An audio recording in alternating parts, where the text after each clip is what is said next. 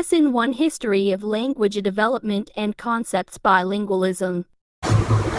Good evening, everyone. I am Crystal Joy G. Nakwa and I am one of your reporters for today. Our topic in Module 4 is all about History of Language Development and Concept Bilingualism. So first, language development. Language development support many aspects of development like cognitive, social, and literacy development. Language development starts with sound and gestures, then words and sentences. You can support language development by talking a lot with your child and responding when your child communicates. Language is a vital part of human connection. Although all the species have their ways of communicating, humans are the only one that have mastered cognitive language communication. Reading books and sharing stories is good for language development. So, the language development is important of a child's development because it supports child's ability to express and understand feelings, to think and learn, to solve problems, and develop and maintain relationships. So, learning to understand, use, and enjoy language is the first step in literacy, and the basis of learning is to read and write. Bakit nga ba importante ang language development?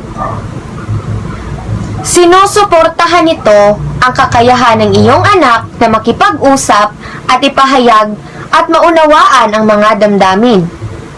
Sinusuportahan din ito ang kakayahan sa pag-iisip ng bata at tinutulungan silang bumuo at mapanatili ang mga relasyon. Ang pag-unlad ng wika ay naglatagang ng pundasyon para sa mga kasanayan sa pagbasa at pagsulat ng mga bata sa kanilang pagpasok at pagkatuto sa paaralan. The next one is cognitive development. Cognitive development refers to the development in a way a person thinks until he grows up. This includes his or her language, communication, and exploration skills. Tumutukoy ito sa pag-unlad sa paraan ng pag-iisip ng isang tao hanggang sa siya ay lumaki. Kabilang dito ang kanyang mga kasanayan sa wika, komunikasyon, at paggalugad. Natural history of language development. The first one is Noam Chomsky. He claims that humans have an innate language acquisition device, or LAD. This LAD is a metamorphical organ that is responsible for language learning. Just as a heart designed to pump blood, this language acquisition device is pre-programmed to learn language, whatever the language community children find themselves in. This means that we humans seem to be biologically pre-configured to be ready to acquire language early and quickly. This language acquisition device was proposed by Noam Chomsky to explain how children, when exposed to any human language, are able to learn it within only a few years following birth. Chomsky argued that all humans are born with the knowledge of what makes a human language. The second one is Jerome Bruner. Jerome Bruner emphasizes critical roles of parents and other early caregivers play in language development. He proposed the Language Acquisition Support System, or LAS. This can be done by playing non-verbal games with them, using technique of expanding children's statement and recasting children's incomplete sentences in grammatical form. The adults and older children who help a young child to acquire language. Children learn language in and from conversation. Family members talks to them, tailoring their language to the children's level of comprehension and often using higher pitch and exaggerated intonation.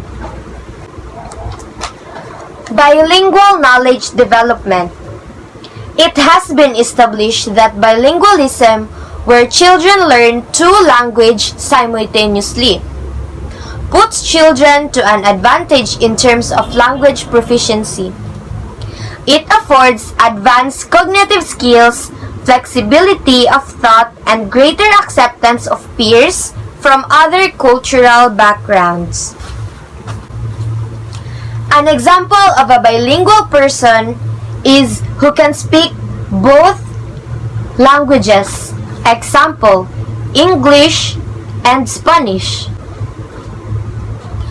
Cognitive advantages of bilingualism. Number 1. Bilingualism does not impact on early language milestone like babbling. Hindi ito nakakaapekto sa mga maagang yugto ng wika tulad ng pagdadaldal. Second, in bilingualism homes, infants readily discriminate between two languages phonologically and grammatically. Ang mga sanggol ay maaaring magdiskrimina sa pagitan ng dalawang wika. Number 3. Learning a grammatical device as to denote plurals in one language facilitate learning corresponding devices in the other language. It means ang pag-aaral ng isang gramatikal na aparato bilang paggamit upang tukuyin ang maramihan sa isang wika ay nagpapadali sa pag-aaral ng kaukulang mga aparato sa ibang wika. Number 4. Bilingualism is associated with an advantage in metalinguistic ability or capacity to think about language among preschool and school-age children. So, nauugnay ito sa isang kalamangan sa kakayahang metalinguistic o kakayahang mag-isip tungkol sa wika sa mga batang preschool at iba pa. Number 5. Most bilingual children manifest greater ability than metalingual children when it comes to focusing attention on language tasks. So, mas may higit na kakayahan ang mga bilingual na bata o nakakaalam ng dalawang lingwahe kesa sa monolingual pagdating sa pagtutuon ng pansin sa mga gawain sa wika. So, the next one is the cognitive disadvantages of bilingualism.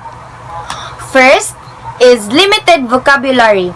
Infants in bilingual homes have expressive vocabularies that are as large of those monolingual, but the words they know are divided between two languages, resulting into a more limited vocabulary which continues into the school year.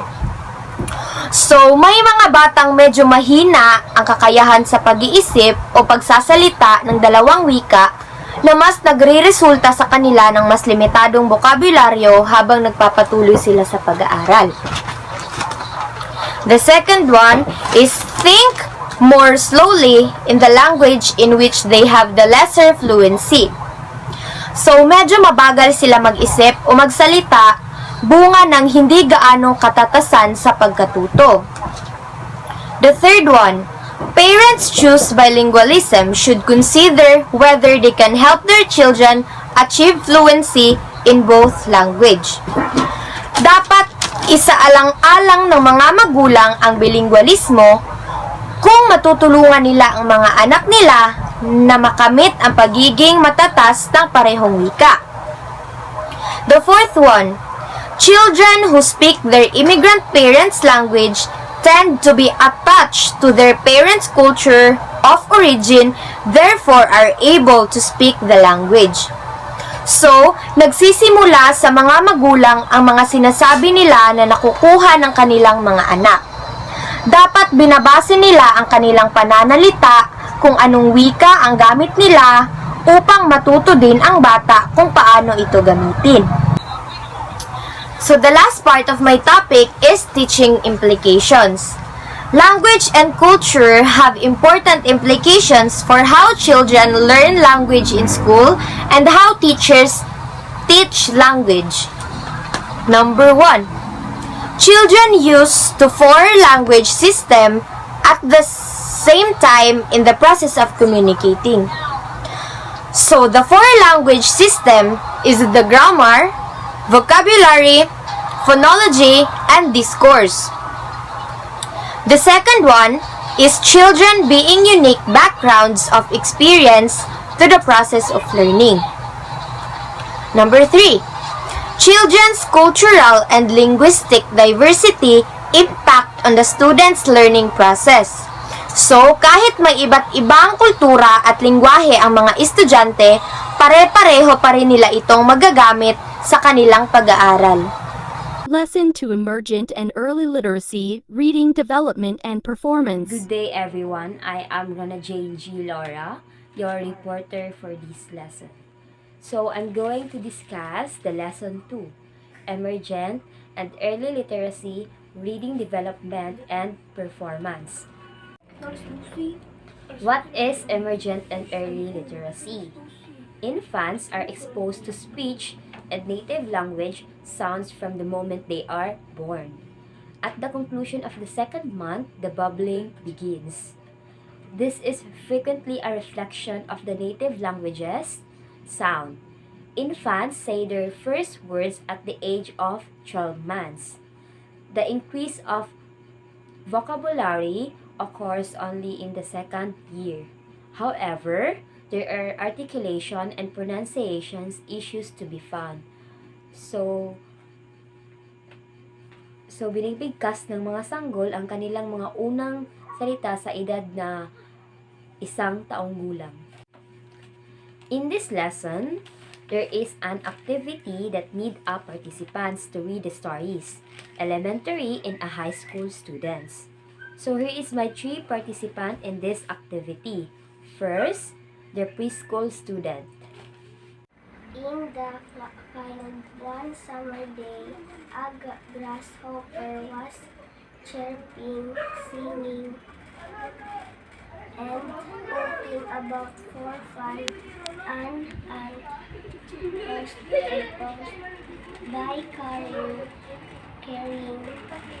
an air of corn back to his nest. Why not come and chat with me? Said the grasshopper.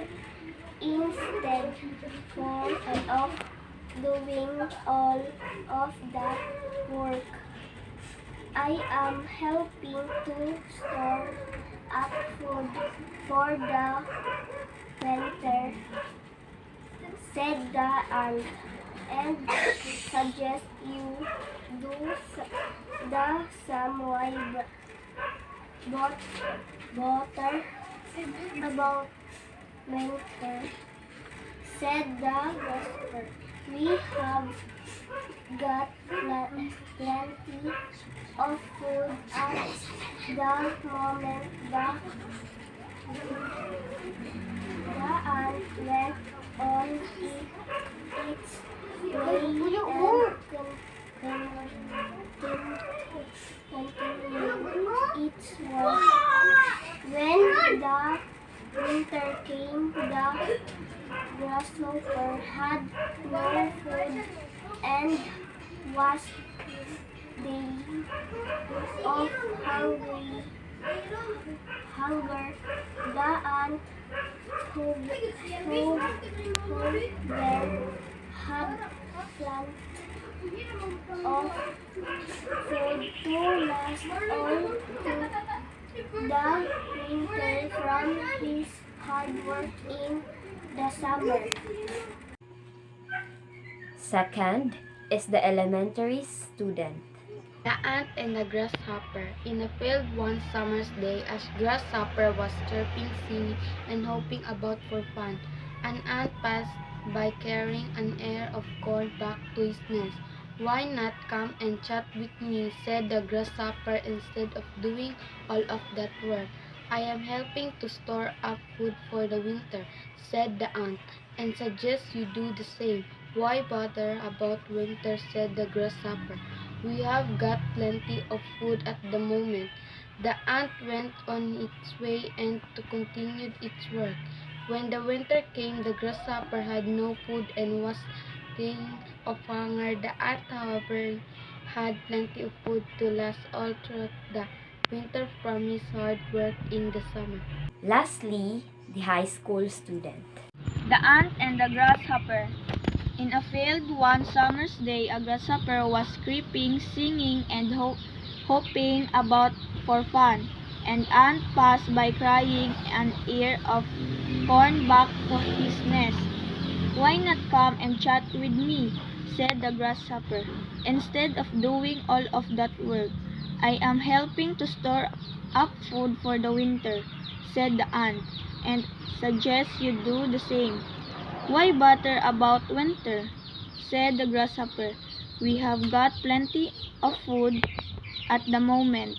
The ant went on its way and continued its work. When the winter came, the grasshopper had no food and was dying of hunger.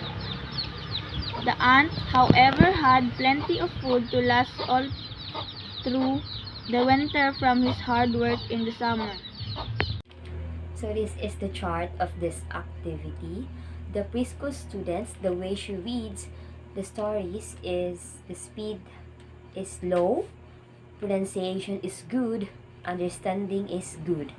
The elementary student, the speed is moderate, pronunciation is very good, understanding is very good. Lastly, the high school student, speed is fast, pronunciation very good, understanding excellent. Within the first years of life, we humans seems to progress through the following stages in producing language. First, cooing, which comprises largely vowel sounds. It means binubuhay ito ng mga tunog ng patinig. Second, bubbling, which comprises consonant as well as vowel sounds. To most people's ears, the bubblings of infants growing up among speakers from different languages, groups, sounds very familiar. It means ang daldal ng mga sanggol na lumalaki sa mga nagsasalita mula sa iba't iba grupo ng wika ay magkakatulad ng tunog. Third, one-word utterances. These utterances are limited in both the vowels and the consonants they utilize. Ito ay isang salita na pagbigkas at ang mga ito ay limitado sa parehong vowels at sa mga consonants na kanilang ginagamit. Fourth, two-word utterances and telegraphic speech. Dalawang salita ng pagbigkas at telegrapikong pananalita. Lastly, basic adult sentence structures present by about 4 years with continuing vocabulary acquisition. Ito ay pangunahing istruktura ng pangungusap ng pag-aadulto na sa edad na 4 na taon na may pagpatuloy pagkuha ng vocabulary. So those are the following stages in producing language. Hi everyone, I am Crisame Ortega and I will continue the lesson 2. 18 months of age, children typically have vocabularies 3 to 100 words. Singular, 1986. So, this is an 18 months old baby. Nakakapagsalita sila, ngunit limitado. Based on Sigler, the young children's vocabulary is very limited. Ang mga bata ay nakaka-discover sila ng mga bagong mga salita o bagong kaalaman, ngunit kulang. kulang ang kanilang pagkakaintindi at kulang ang sapat na eksplanasyon sa kanilang mga bagong salita na nalalaman. So, for example, the general term of any kind of four-legged animal may be doggy. In linguistic, this is called overextension error. Ang example dito ay ang lahat ng hayop na may apat na paa, ang tawag nila doon ay doggy kasi yun ang nalalaman nila. At example, yung nakikita sila ng tiger and ang tawag nila doon ay kitty kasi yun ang nalalaman nila. And that's called overextension error. Gradually, between 1.5 and 2.5 years of age, children epically combining single words to produce two words utterances. These two words or three words utterances with rudimentary syntax but with articles and prepositions missing are referred to as telegraphic speech.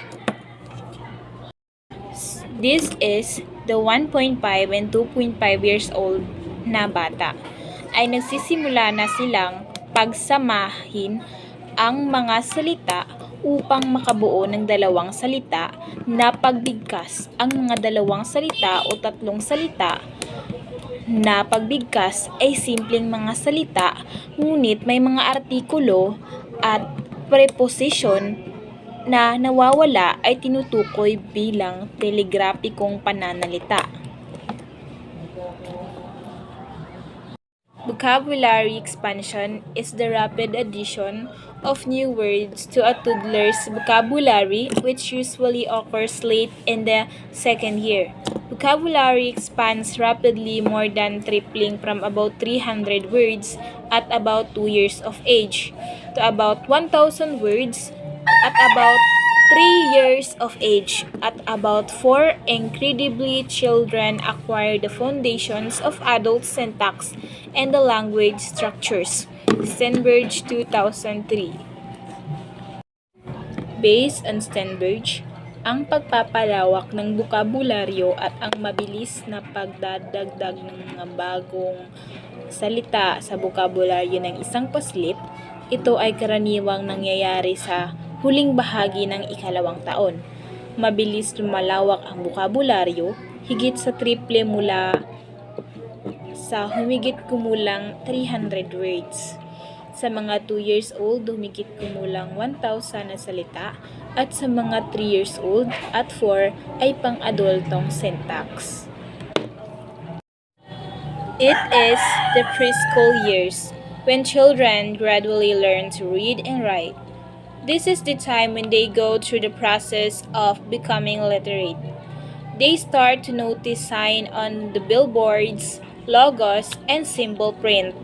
Literacy is a process that begins well before the elementary grades and continues in the adulthood and even throughout life. Normally, children age 5 attend kindergarten school to start reading and writing lessons.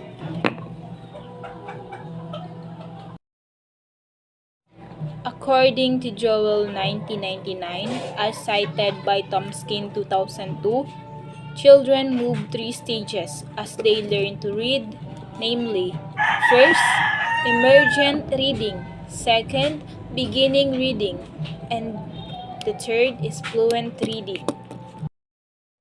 Emergent reading. In emergent, the purpose of communicative print is understood by children. They start to notice environmental print, can dictate stories for the teachers to record, and even read predictable books after they have memorized the pattern. Second, beginning reading. It is in the beginning reading stage that children learn phoneme and grapheme, correspondences, and start to decode words. Fluent reading. In the fluent reading stage, children have learned to read, decode unfamiliar words, and recognize words automatically. The fluent stage is reached in the third grade and be able to make use of their cognitive energy on comprehension. Tomskin 2002. This is an example of emergent literacy activities include engaging in storybook reading, pretending to write or draw, incorporating literacy themes into play, and engaging in oral role play such as rhyming. So this is the example of beginning reading. It's recognize letter sounds, identify and use rhyming words, recognize and use word families, words that share certain letters and may also rhyme, for example, bat, hat, rat, and sat. And this is the example of fluent reading. Fluent reading is a child's ability to read a book or other text correctly, quickly, and with expression. Lesson 3: Factors Affecting Language Development and Exceptional Development. Hello everyone, I am Jessa Libor and now I will going to discuss lesson 3 of factors affecting development of early language stimulation. According to Dr. Gail A. Tompkins, 2002, Piaget recognized that children are not really curious about the world. They are active and motivated learners. As they acquire new experiences, they start to experiment with the object they come in contact with. This interaction become meaningful as they construct their own knowledge about them. Apart from this, development may not automatically successful due to certain reasons and the primary influence of learning. Learning occurs in the process of equilibrium. This equilibrium, oftentimes referred to as cognitive conflict, arises from encounters that a child cannot understand nor assimilate. A child in this case frets, get confused, feel agitated, so that they compel to seek comfortable balance with the environment. That balance is called equilibrium. So, equilibrium, it is a state of balance. It means na ang pagkatuto ay nangyayari sa pamamagitan ng proseso ng equilibrium o balance. It is a state of balance between individuals' mental schemata or frameworks in their environment. According to Piaget, learning process involves attempting to interpret new information within the framework of existing knowledge, that is assimilation, and making small changes to that knowledge in order to cope with things that don't fit those existing frameworks, that is accumulation. So the children's learning should be in a process of equilibrium in which you can adjust their existing schema or forming new ones in order to adjust to a new understanding. For example of this, in learning in which a children can assimilate a new information if they know the situation. So that is equilibrium. This equilibrium, it is a state of imbalance or not knowing. It is a cognitive conflict where a children get confused, feel agitated, panic, and there is no learning. It is imbalance where a children cannot assimilate a new information. So if a children come across a new situation or a task that they do not understand, it is called disequilibrium. It occurs when a child is unable to use their existing schema to understand new information, to make sense of the object and concept. So if a child can assimilate a new information, ito yung maging dahilan na ang bata ay malilito at nabahala. So if a children's learning is in a state of imbalance, children should be confronted challenges. That is accumulation. To return it in a state of balance or equilibrium. Because this equilibrium, it occurs when the new information is cannot fitted under existing cognitive schema, that is assimilation. To able to learn a new information, children should accumulate it or making a small changes to adapt in their way of thinking to incoming new information. Because learning is the process of resolving this equilibrium and achieving equilibrium. The process of equilibrium is repetitive. It's happened again and again throughout the day. Learning, of course, with the new information is not too difficult. New but difficult information cannot be easily related to what you already know. Hence, there is no learning.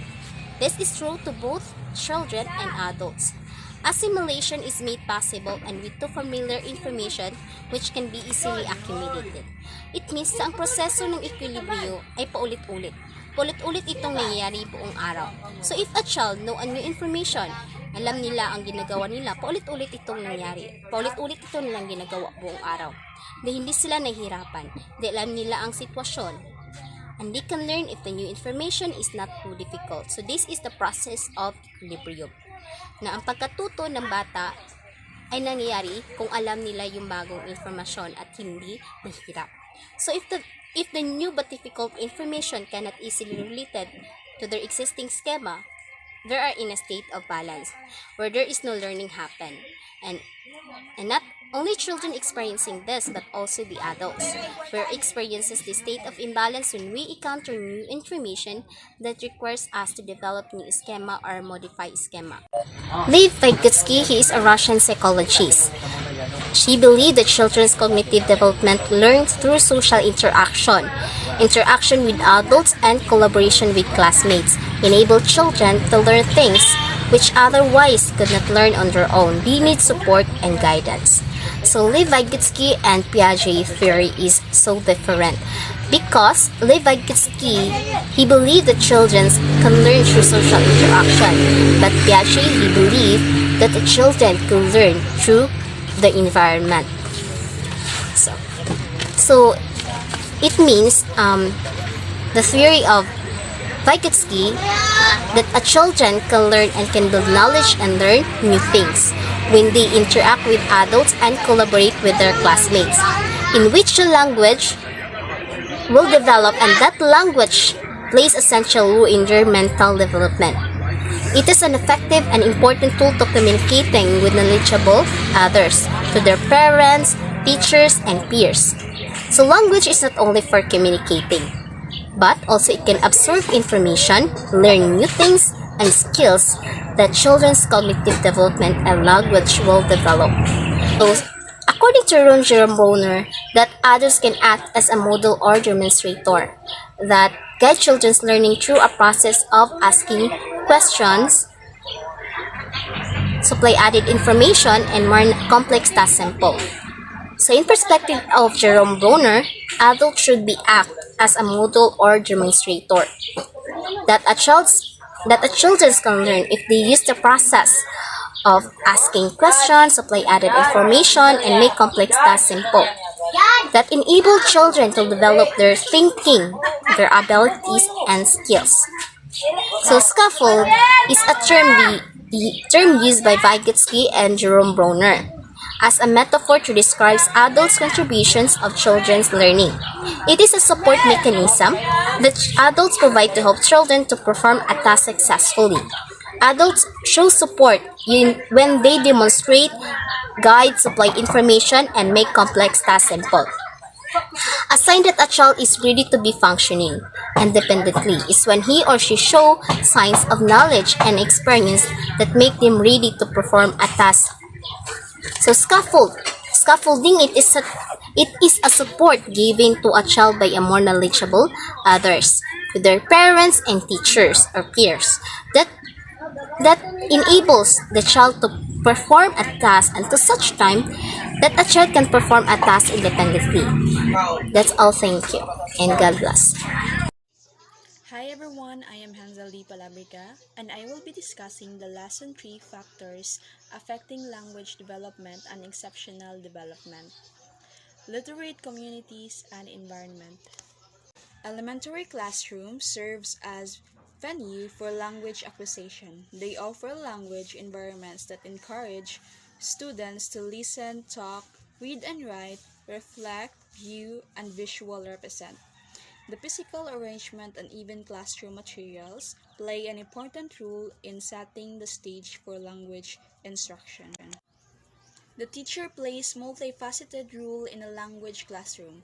Teachers should realize that children's literacy is dependent upon opportunities for children to engage in meaningful and purposeful experiences with the members of the class.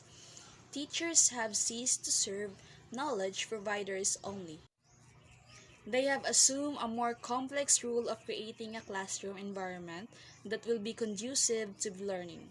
The ultimate objective is training students for communicative competence. In the classroom, teachers assume role of instructors, coaches, facilitators, and managers. Teachers begin the process of establishing a community of learners when they make deliberate decisions about the kind of classroom culture they want to create. The classroom environment needs to be established within the first 2 weeks of the year.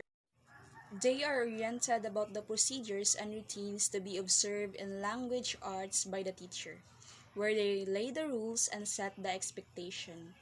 The classroom rules are definite and consistent. The process of socialization must be at the beginning of the class to deliberate and successful. From what I understand, elementary classrooms serve as venue for language acquisition. Language acquisition means is the process whereby children acquire their first languages. They offer language environments that encourage students to listen, talk, read, and write. Physical arrangement and classroom materials are also important in setting the stage for language acquisition. A thoughtful physical arrangement of the classroom helps the student anticipate and participate in the activity and adjust their behavior in each area as well. Students' desks or tables should be arranged in groups. I believe that students' desks or tables should be grouped because having more hands-on can make them job easier. The benefits of grouping students is breaking complex tasks down into parts and steps, planning and managing time, refining understanding through discussion and explanation, giving and receiving feedback on performance, challenging assumptions, and developing stronger communication skills. So now we're going to talk about how do you set up the literacy environment for kids to read in the classroom. Every child needs a place to read. Create a cozy place to read. Comfortable places to sit or lay with a good lighting. You can add pillows, stuffed animals, or even small lamps in your classroom to make it extra cozy. Switch books out seasonally. By changing up book options, children will be more interested in looking through books. They will like seeing what's new, what's the same, and what's gone. The library and sites like thrift books are great resources to help spice up your classroom library. Incorporate reading opportunities into your classroom environment. Label things around your classroom and school. Better yet, have students to help you to do the labeling. For younger students, you can add words and symbols to blocks, label items in the dramatic play area, as well as add notepads or dry erase boards to play area. Literacy environment have labeled library. In this level library, kids can come and find a book on their level. The bins are organized, they're nice and clean and tidy, and kids know exactly which bin to go to. You can also come and find the books according to your interests. If you want kids to pick out books just by interest, you can always have books in bins just by interest. For example, the child wants to read a Dr. Seuss book, you can have Dr. Seuss books in Dr. Seuss bin. So this bin is all about books by Dr. Seuss. There's a learning books, animal books, fiction and non-fiction books.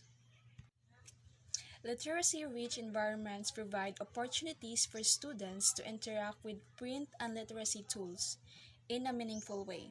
Materials in a classroom are adapted not only to help students with challenges interact with text, but also to serve as a motivator for reading.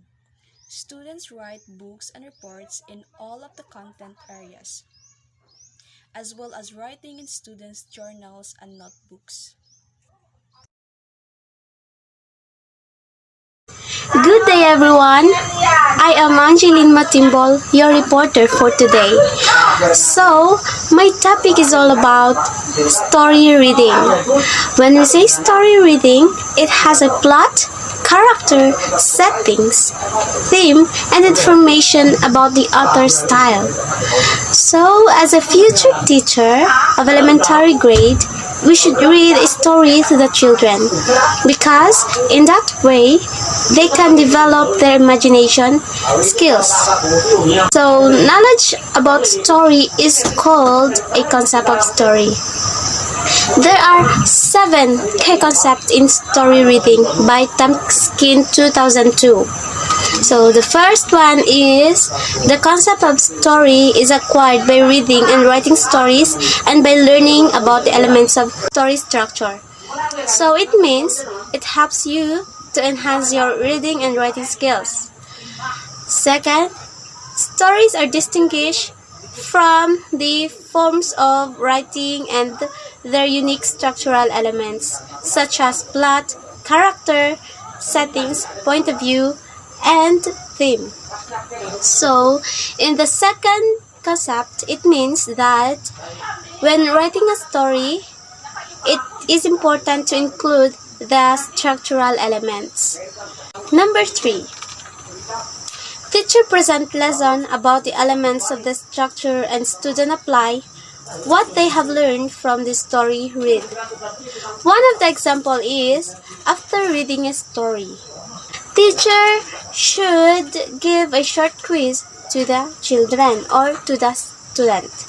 So, let's proceed to the number 4. The concept of story informs and supports the reading of story which is done aesthetically. Number 5. Comprehension involves 3 factors: the reader, the text, and the purpose. When we say the reader, the person who read the story. And then when we say the text, the message of the story.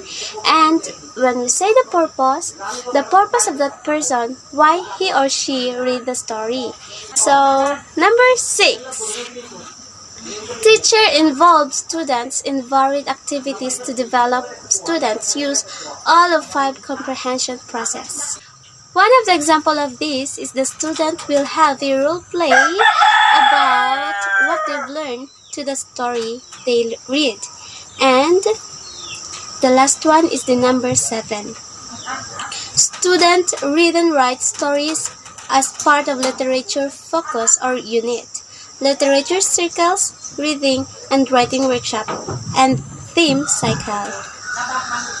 Reading and writing a story is important because it will help you to enhance your mental and writing skills. So once again, I am Angeline Matimbol, your today's reporter. Thank you and God bless. Bye! Good morning, everyone. I will report the exceptional development. What do you think is exceptional development? Exceptional development is commonly refers to learners with exceptionalities as a person who are different in the same way from the normal or average. The term exceptional learners include those with special needs related to cognitive abilities, behavior, social functioning, physical and sensory impairments, emotional disturbance, and giftedness. The exceptional development learners differs in the same way from the average in a very simple terms, such as a person might have problems or special talents in thinking, seeing, hearing, or speaking, socializing, or moving. More often than that, not she has a combination of special abilities or disabilities. These disorders themselves vary according to the degree of severity and the level of language they affect. The language impairments that is caused by the specific brain damage are called aphasias. What is aphasias? Aphasia is a loss of ability to understand or express speech caused by brain damage. Aphasia is a disorder that results from damage to areas of the brain that produce and process language. A person with aphasia can have trouble speaking, reading, writing, understanding language. Aphasia caused by a damage in a specific area of the brain that controls language expression and comprehension. Aphasia leaves with a person unable to communicate effectively with others. Many people have aphasia as a result of stroke. Can a person recover from a stroke? Yes. Aphasia is not always permanent, and in some cases, an individual who suffered from stroke will completely recover without any treatment. This kind of turnaround is called spontaneous recovery and not most likely to occur in patients who had a transient ischemic attack. So, what is the three types of aphasia? The three types of aphasia is receptive aphasia, second, expressive aphasia, and third, global aphasia. Receptive aphasia is also called Wernicke's aphasia. Receptive aphasia is when someone is able to speak well and use long sentences, but what they may make sense. They may not know what there is wrong, so may get frustrated when people don't understand them. The features of Wernicke's aphasia as impaired hearing and reading. Patients with Wernicke's aphasia demonstrate fluent speech, which is characterized by typical speech rate, intact syntactic abilities, and effortless speech output. Right and often meaning, in most cases motor deficits do not occur in individuals with Wernicke's aphasia. Therefore, they may produce a language amount of speech without meaning. Individuals with Wernicke's aphasia typically unaware of their errors in speech and not realize their speech may lack meaning. They typically remain unaware of even their most profound language deficits. The second is expressive aphasia. Expressive aphasia, also known as Broca's aphasia, is a type of aphasia characterized by partial loss of the ability to produce language, although comprehension generally remains intact. A person with expressive aphasia will exhibit effortful speech, struggles to find right words, and may put incorrect strings of words together. Expressive aphasia is non-fluent type.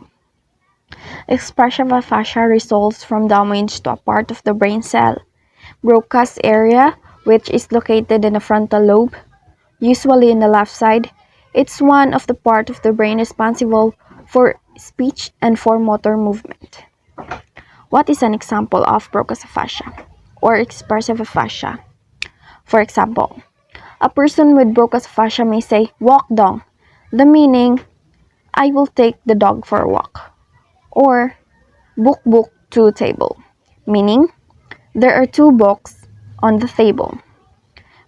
People with Broca's aphasia typically understand the speech of others very well.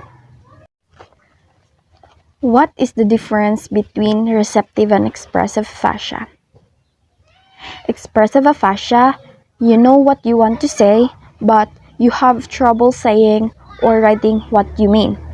While receptive aphasia, you hear the voice or see the print, but you can't make sure of the words. Number 3, global aphasia. Global aphasia is characterized by the combined symptoms of expressive and receptive aphasia. It is a disorder caused by damage to parts of your brain that control language. A person with global aphasia may only be able to produce and understand a handful of words. Often they can read and write. The most common causes of global aphasia are stroke. Global aphasia may often to be seen immediately after the patient has suffered a stroke or a brain trauma. The symptoms may rapidly improve in the first few months after stroke if the damage has not been too extensive. However, with greater brain damage, severe and lasting disability may result. It is important to speak with your doctor about finding speech and language therapy as soon as possible for global aphasia has been diagnosed. What is an example of global aphasia? Here are the example of global aphasia. For example, some people with global aphasia may be able to say a few sounds of or words such as spontaneous greetings like yes and no, although the response may not always be accurate or automatic language. Next is dyslexia. Dyslexia is a learning disorder that involves difficulty reading due to problems identifying speech and sound, learning how they relate letters and words. Dyslexia, also called reading disability of the brain that processes language. What are the common signs or symptoms of teens and adults with have a dyslexia? First, difficulty reading, including reading aloud. Number 2, slow and labor-intensive reading and writing. Number 3, problems spelling. Number 4, avoiding activities that involve reading. Number 5, mispronouncing names or words or problems retrieving words.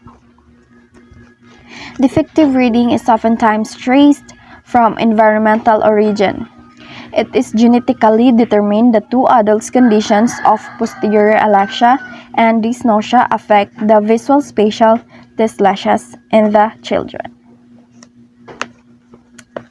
Next is posterior alexia.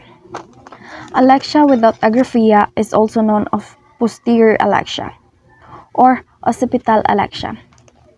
The cardinal feature of this trauma syndrome is loss of the ability to read printed materials but retain ability to write both through dictation and spontaneously. This alexia occurs suddenly as the result of a left posterior cerebral artery occlusions in a right-handed person. A striking clinical feature is the patient's ability to write lengthy meaning message with a constructing inability to read his or her own writing and generally to understand word spelling aloud. Initially, patients with pure alexia may show difficulty with letters and words, but letters are easier. Patients usually are able to regain some reading ability, but reading usually remains quite an effort. The writing seen in the syndrome is not entirely normal, but retained writing capacity is expressive compared with minimal reading ability. And the example of posterior alexia. Next is optic alexia. Alexia means inability to comprehend written material. The patient's ability to write, spell is intact, but they are unable to spontaneously read even what they have written seconds ago. Other features of language, such as speech comprehension, are usually intact. Optic alexia, inability to understand what is written or printed. It is seen in adults with occipital lesions where letters similar in configurations are mistaken from another. For example, of optic alexia. Next is verbal alexia. Verbal alexia is a type of agnosia wherein a person might notice or acknowledge singular letters but not complete terms or mixtures of letters.